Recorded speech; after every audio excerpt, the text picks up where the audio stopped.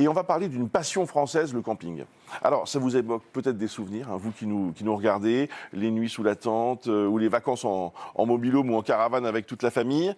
Vous nous dites, Maude, que le camping fait toujours recette, mais nos habitudes ont changé. Oui, et c'est ça qui est intéressant.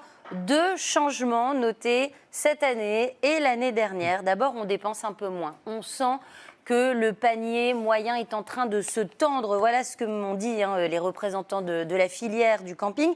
Et deuxième constat, qui est lié au premier, les Français se tournent un petit peu plus vers les campings 3 étoiles, donc un petit peu moins cher. Regardez ce que m'a dit le président de la Fédération nationale de l'hôtellerie de plein air, Nicolas Daillot. On a plus de mal à louer ce qui est cher, là, cette année pour les vacances.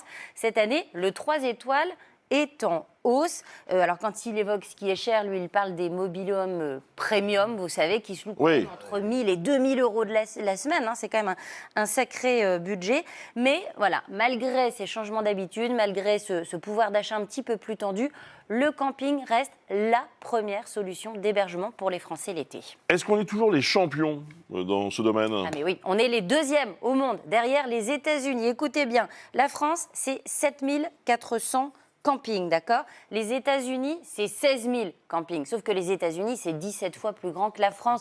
Donc, on a un maillage de camping en France qui est inégalé. On aime le camping, mais alors attention, on n'aime pas le camping qu'aimaient nos parents ou nos grands-parents. Regardez, dans les années 70, le camping, c'était ça. Alors non, c'était pas ça dans les années 70, ça c'est plutôt maintenant.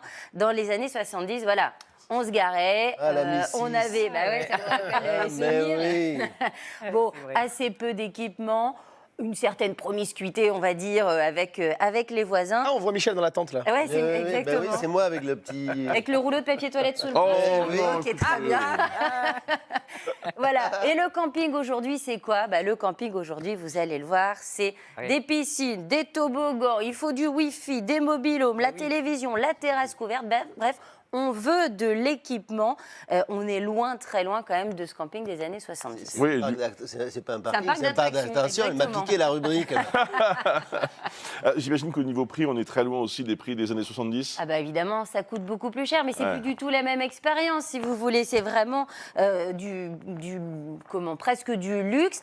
Alors, ce qui est drôle, en revanche, c'est que la clientèle est la même, c'est-à-dire les classes populaires et les classes moyennes. Mais ce que m'a expliqué un spécialiste du secteur, c'est que l'ouvrier automobile qui partait un mois en vacances en camping dans les années 80, eh bien aujourd'hui, c'est ce même ouvrier automobile ou équivalent au pouvoir d'achat qui part toujours en camping, mais cette fois-ci, il part une semaine. Et dans ce cas-là, il veut la totale, voilà, avec de l'équipement, de l'animation et des services. Est-ce que ça reste la solution d'hébergement la plus économique et la plus intéressante? Alors, si vous prenez les campings 5 étoiles, non, parce que là, on est à 200-300 euros la nuit. Il y a beaucoup moins cher, évidemment, ailleurs et dans des petits hôtels. Mais la majorité des Français vont dans les 2, 3, 4 étoiles. Et là, c'est incontestable. Économiquement, il n'y a pas mieux. Regardez, entre 20 et 80 euros la nuit en fonction du type de camping, évidemment de la période de l'année. Et alors, ce qui est intéressant, c'est que dans les prochaines semaines, il faudra surveiller l'effet droits de douane, ou en tout cas incertitude autour des droits de douane.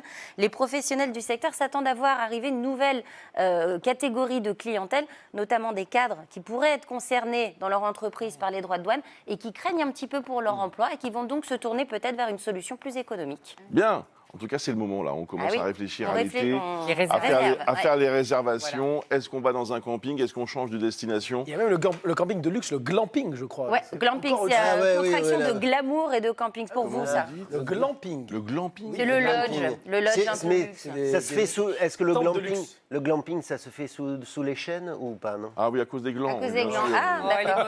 Bravo, Michel. Bravo. Là, c'est un carton jaune. Ah non, mais c'est l'hôpital qui soulève la charité. Ah non, moi je fais jamais de blague, jamais. Merci beaucoup, Maude Descamps.